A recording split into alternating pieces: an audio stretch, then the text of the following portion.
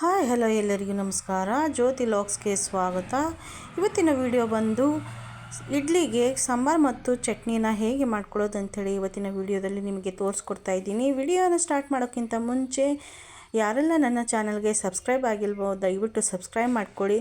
Subscribe ಮಾಡಿಕೊಂಡು support ಮಾಡಿ.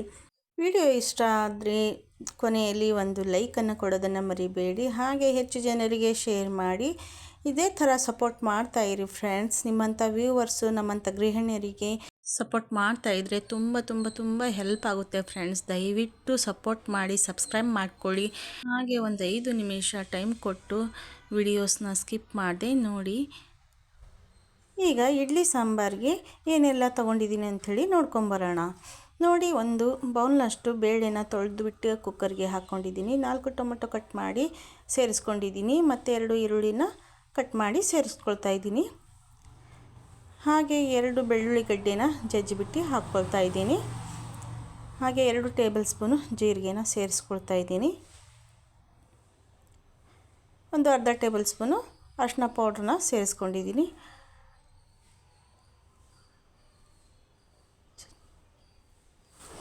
ನೋಡಿ, ಇದು ಮುಳುಗುವಷ್ಟು ನೀರನ್ನು ಹಾಕಿಬಿಟ್ಟು ಸ್ವಲ್ಪ ಉಪ್ಪನ್ನು ಸೇರಿಸ್ಬಿಟ್ಟು ಇದನ್ನು ಕ್ಲೋಸ್ ಮಾಡಿ ಇದಕ್ಕೆ 4 ವಿಷಲ್ ಬರೋವರೆಗೂ ನಾವು ಇದನ್ನು ಸ್ಟವ್ನ ಹಚ್ಚಿ ಇಟ್ಬಿಡೋಣ.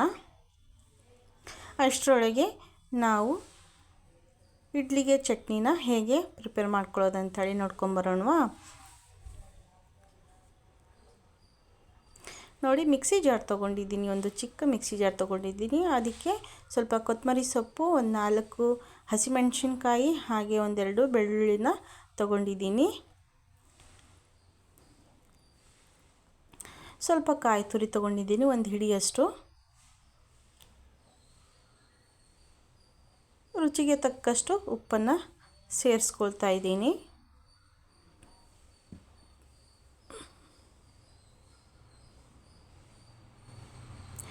ಒಂದೆರಡು ಟೇಬಲ್ ಸ್ಪೂನಷ್ಟು ಹುರ್ಗಡ್ಲೆನ ಸೇರಿಸ್ಕೊಳ್ತಾ ಇದ್ದೀನಿ. ಇದನ್ನು ಈಗ ರುಬ್ಕೊಂಬರೋಣ. ನೋಡಿ, ನೀರಿಲ್ಲದ ಹಾಗೆ ಫಸ್ಟು ರುಬ್ಕೋಬೇಕು. ನಂತರ ಸ್ವಲ್ಪ ನೀರನ್ನು ಸೇರಿಸ್ಬಿಟ್ಟು ರುಬ್ಕೊಂಬರೋಣ. ನೋಡಿ ಎಷ್ಟು ಪರ್ಫೆಕ್ಟಾಗಿ ರುಬ್ಬಿದೆ ಅಂಥೇಳಿ. ಈಗ ವಿಷಲ್ ಬಂದಾಗಿದೆ.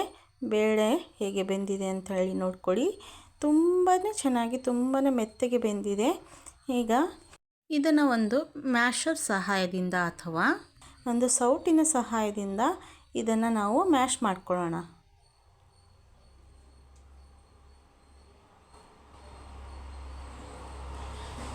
ನೋಡಿ, ಈ ಥರ ಮ್ಯಾಶ್ ಮಾಡಿಕೊಂಡು ಎಷ್ಟು ಚೆನ್ನಾಗಿ ಬೇಳೆ ಒಡ್ಕೊಳ್ತಾ ಇದೆ ನೋಡಿ. ತುಂಬಾ ಚೆನ್ನಾಗಿ ಬೆಂದಿದೆ ಬೇಳೆ.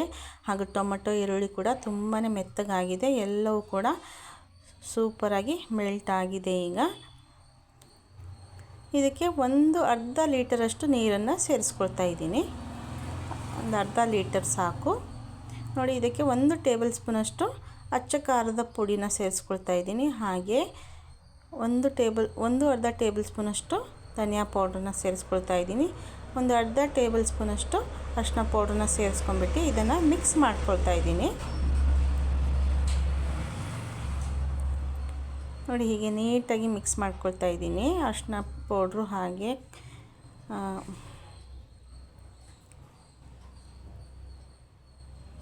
ನೋಡಿ, ಸ್ವಲ್ಪ ಬೆಲ್ಲನ ಸೇರಿಸ್ಕೊಳ್ತಾ ಇದ್ದೀನಿ. ನೋಡಿ, ಇದನ್ನು ಹಾಕಿಬಿಟ್ಟು ಈಗ ಇನ್ನೊಂದು ಚೂರು ನಾನು ಸೌಟಿನ ಸಹಾಯದಿಂದ ಕಲಕ್ತಾ ಇದ್ದೀನಿ.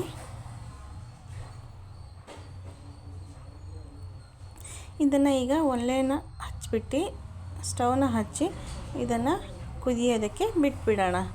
ಇದು ಚೆನ್ನಾಗಿ ಕುದಿಬೇಕೀಗ. ನೋಡಿ, ಅಷ್ಟರೊಳಗೆ ಕುದಿಯೋದ್ರೊಳಗೆ ನಾನು ಇದನ್ನು ಒಗ್ಗರಣೆಗೆ ರೆಡಿ ಮಾಡ್ತಾ ಇದ್ದೀನಿ. ಬೇರೆ ಒಂದು ಪ್ಯಾನನ್ನು ತಗೊಂಡು ಬೇರೆ ಆ ಕಡೆ ಸ್ಟವ್ ಮೇಲೆ ಒಲೆ ಮೇಲೆ ಇಟ್ಕೊಂಡು ಇದಕ್ಕೆ ಒಗ್ಗರಣೆನ ರೆಡಿ ಮಾಡ್ಕೊಳ್ತಾ ಇದ್ದೀನಿ.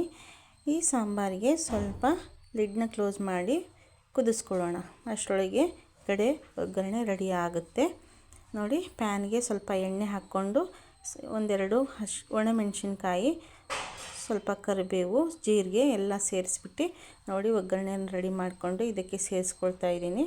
ಚುರ್ರನ್ನಂಗೆ ಸಾಂಬಾರಿಗೆ ಸೇರಿಸ್ಕೋಬೇಕು. ಮತ್ತು ಅದೇ ಪ್ಯಾನಿಗೆ ಸ್ವಲ್ಪ ಸಾಂಬಾರು ಹಾಕಿಬಿಟ್ಟು ಮತ್ತು ಅದನ್ನು ಸ್ವಲ್ಪ ಅದೇ ಕುಕ್ಕರಿಗೆ ಸೇರಿಸ್ಕೊಳ್ತಾ ಇದ್ದೀನಿ. ಸ್ವಲ್ಪ ಕೊತ್ತಂಬರಿ ಸೊಪ್ಪು ಮತ್ತು ಸ್ವಲ್ಪ ಕಾಯಿ ತುರಿನ ಸೇರಿಸ್ಕೋಬೇಕು ಮೇಲಿಂದ. ಈಗ ಇದು ಚೆನ್ನಾಗಿ ಕುದಿಬೇಕು. ಫ್ರೆಂಡ್ಸ್, ದಯವಿಟ್ಟು ಸಬ್ಸ್ಕ್ರೈಬ್ ಮಾಡ್ಕೊಳ್ಳಿ, ಲೈಕ್ ಮಾಡಿ, ಶೇರ್ ಮಾಡಿ ಹಾಗೂ ಸಪೋರ್ಟ್ ಮಾಡಿ ಫ್ರೆಂಡ್ಸ್.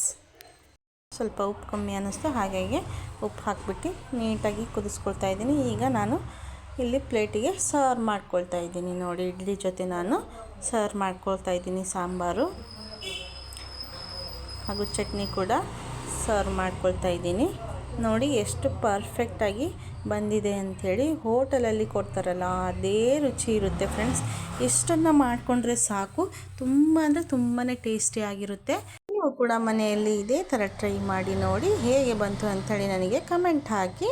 ಇಷ್ಟು ಹೊತ್ತು ಟೈಮ್ ಕೊಟ್ಟು ನಮ್ಮ ವೀಡಿಯೋಸ್ನ ನೋಡಿದ್ದಕ್ಕಾಗಿ ತುಂಬ ಧನ್ಯವಾದಗಳು.